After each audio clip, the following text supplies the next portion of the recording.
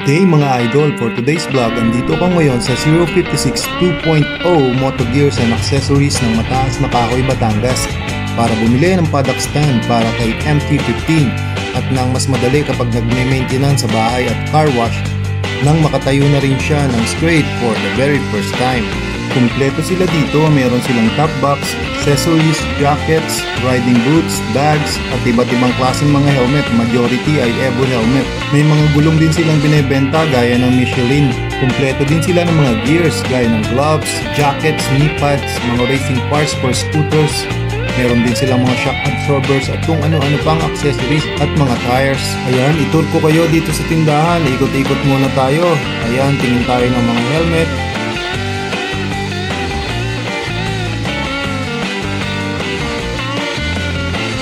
Meron din sila ditong mga mugs. Good morning! Ate, bibili ako ng paddock stand.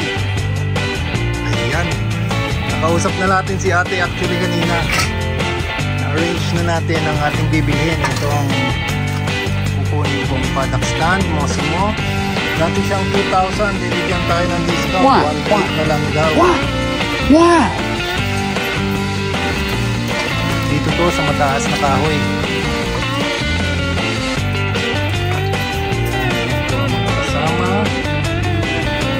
Tayong sticker, Moto Gear 056 Moto Gears and Accessories. Nagkabilihan na nga kami mga idol ni ate sa halagang 1,800 pesos. Ipapackaging tape na lang namin sa duhan top box ko na nabili ko din sa kanila para secured ang paddock stand. At ayan nga, na-secure na natin ang ating paddock stand. Uuwi na ako at testingin natin mamaya sa bahay. Unboxing tayo mga idol ng paddock stand.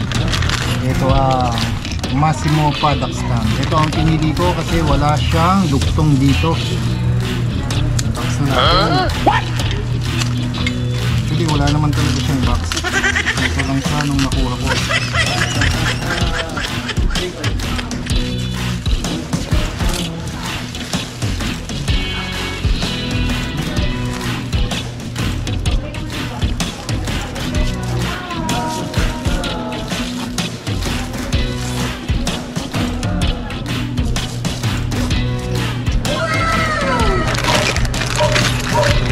Yung para sa ating spool at saka swing arm.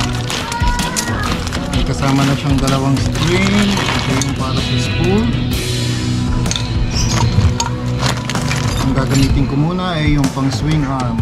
Ayan, pero may spool na tayo.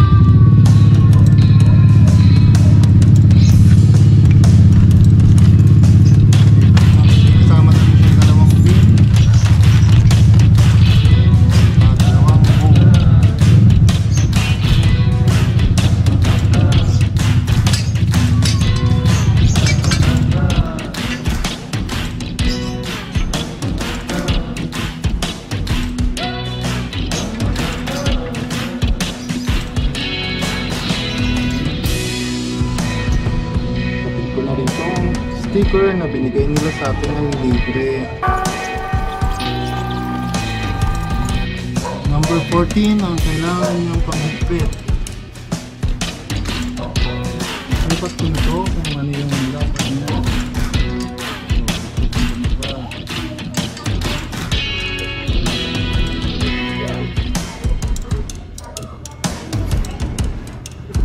Nilagay ko na tong spring at baka mawala pa. Finally, makakatayo na rin siya ng diretso.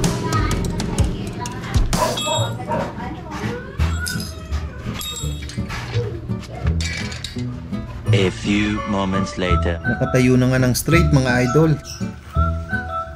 Massimo yung brand na pinili ko kasi diretso siya. Wala siyang dugtungan dito at saka heavy duty.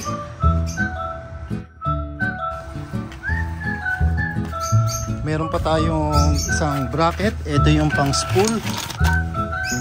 Ito ang pang spool. Even though may spool na ako, pero yung holder ng swing arm ang ginamit ko. Mas secure doon sigurado.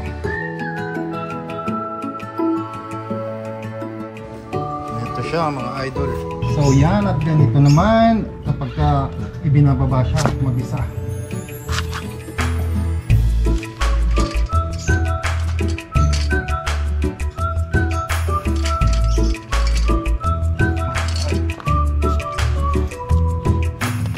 Subukan naman natin tong spool.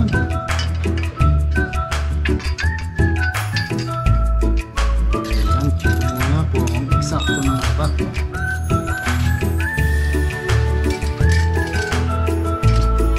So yan, itry naman natin tong spool. Nakikita nyo. Hit na siya. Alright.